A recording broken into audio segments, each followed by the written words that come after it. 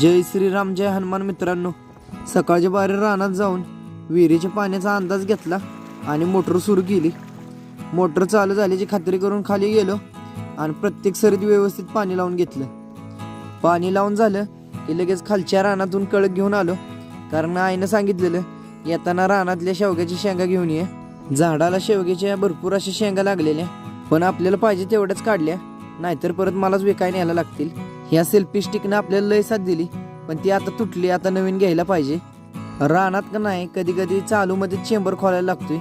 खाली जावर याला लय टाइम लागतो, म्हणून चालूमध्ये चेंबर खोलला आणि खालच्या वावरात व्यवस्थित पाणी लावलं आणि बिजवान व्हायची वाट बघत बसलो.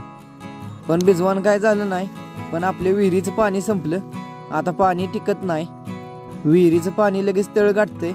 ह्याच्यावर काहीतरी उपाय पाहिजे, म्हणून टू व्हीलरवर ह्या पायपा घेऊन रानात निघालोय.